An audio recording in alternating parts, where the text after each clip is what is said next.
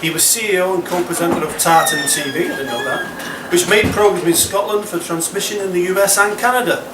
He won a BAFTA for a documentary called In Search of the Tartan Turban, featuring Hardeep Singh Kohli. His short horror film The Elemental was shown at the Edinburgh Film Festival and other festivals internationally. He is now project manager for VOMO, or Voice of My Own, helping young borderers to make films. I have actually been in one of his films.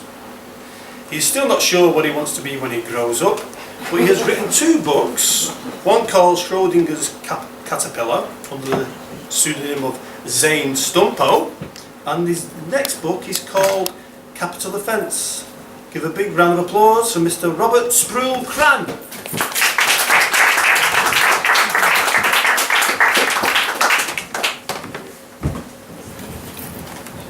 You might ask, if he's that awesome, how come he's still poor?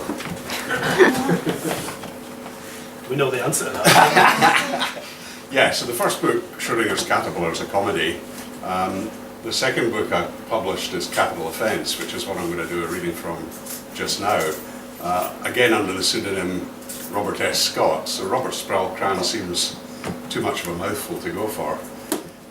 My problem is that I've got so many pseudonyms that I've got to start from scratch each time trying to build up a readership. Capital Offence is a thriller set in a newly independent Scotland, and the premise is that because of some political horse trading, the death penalty has been reintroduced in Scotland. And involved in this are 2 brothers, and at the start of the book they're still in their teens, they share a motorbike, they've gone out on the piss, they live in Edinburgh, they've headed down towards the borders, and there's been a night of bad behaviour, drink and violence and sex, and they end up with 2 crates of beer that they're trying to take back up the road to Edinburgh, and they can't carry these on the motorbike. Somebody has the bright idea that there's a wrecker's yard beside the pub, and they get the bonnet off a transit van, and somebody has the bright idea that if they tie that on a length of rope to the back of the motorbike, they can put the crates of beer on the bonnet of the van and drive back up the road towing them. That's one of the many things that are based on fact in this book. So we join them as they head up the A7 in the dark.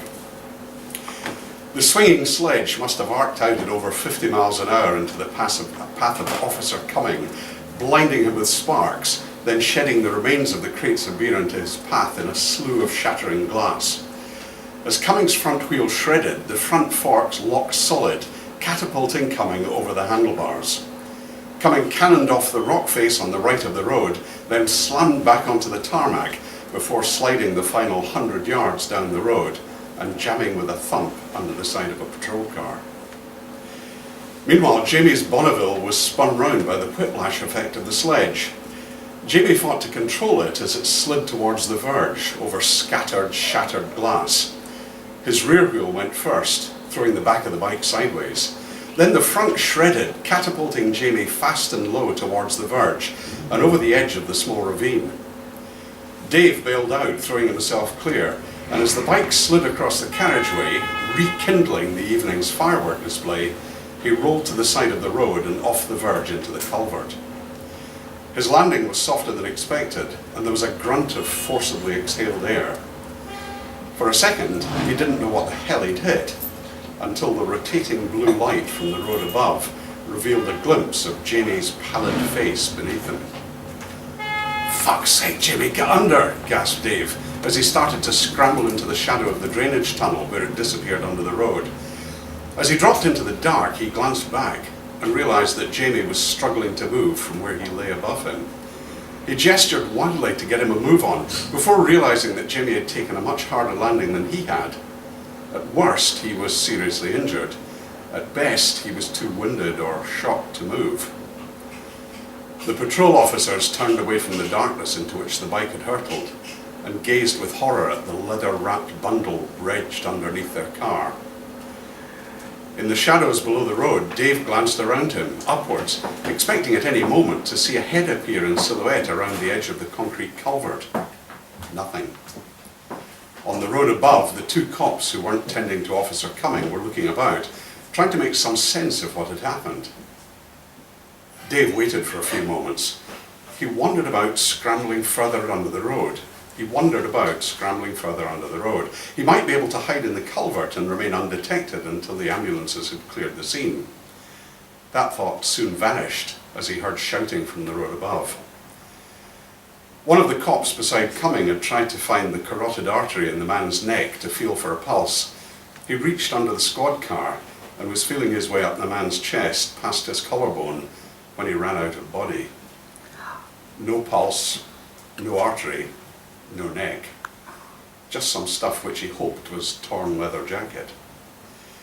He peered back up the road towards the cliff which Cumming had hit. In the entrance to the culvert, he thought he detected a movement. "There's the bastard," he screamed. "That's the wee shite!" He pulled his truncheon and started to run towards Jamie. As he ran diagonally up the road, the petrol tank on Cumming's bike exploded with a searing flash of heat. The policeman lost his footing as he made a desperate attempt to avoid the flames. He crashed to the ground and lay moaning. Behind him, he heard one of the shocked officers shout, "He's got a gun! Keep your heads down, he's armed!"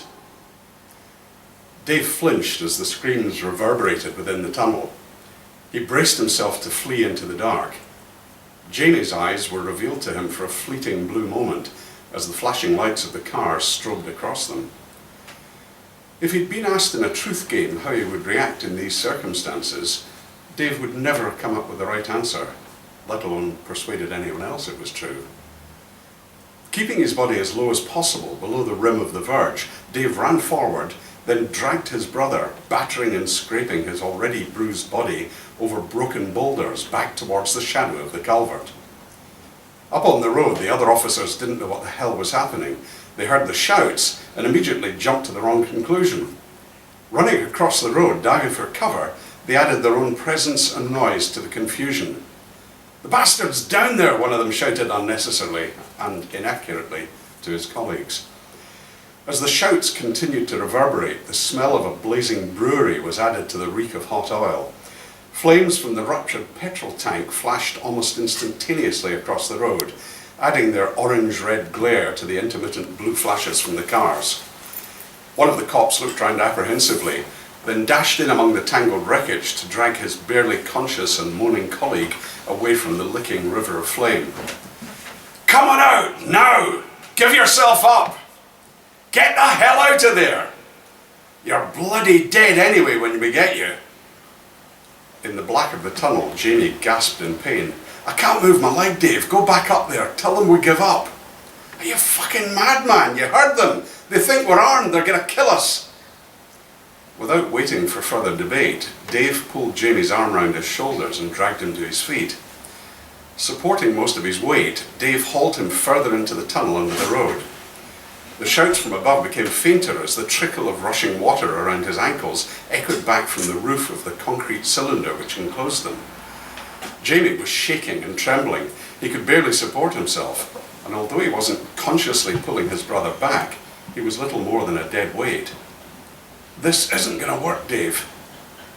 As they stumbled forwards, Dave could make out a light ahead, a shimmering, ruddy glow. For a moment he thought the tunnel was on fire. Then he realised that he was seeing an open end of the tunnel at the other side of the road. A flicker of hope ignited. He dropped Jamie in a huddle in the shingle and running water and edged forward to the mouth of the concrete tube. At this end of the tunnel there was a further drop of a few feet into mud and bushes. The cops were concentrating on the wrong side of the road. If they could just drop out into the undergrowth, there was still just a chance they would evade capture. Dave scrambled back and hissed this information into Jamie's ear.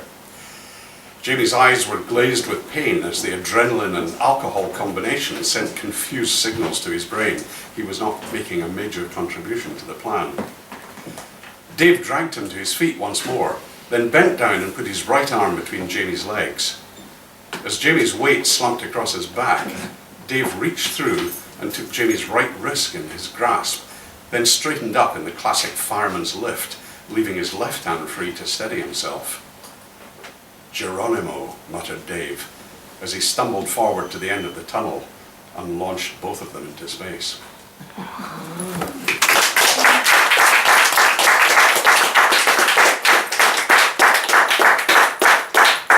just to finish off, the story then moves into the present, and one of those two brothers has given himself up so that the other one can escape.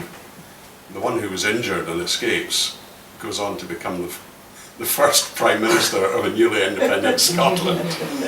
And when there's a plea for clemency with the newly introduced death penalty, what he discovers is that the only way he's going to be able to get to the bottom of the situation, he discovers he knows the person involved, and in order to sort things out, he has to go back to his past. There's too much stuff he doesn't want uncovered, but unfortunately he's going to have to go back there to try and save the people involved. There we go.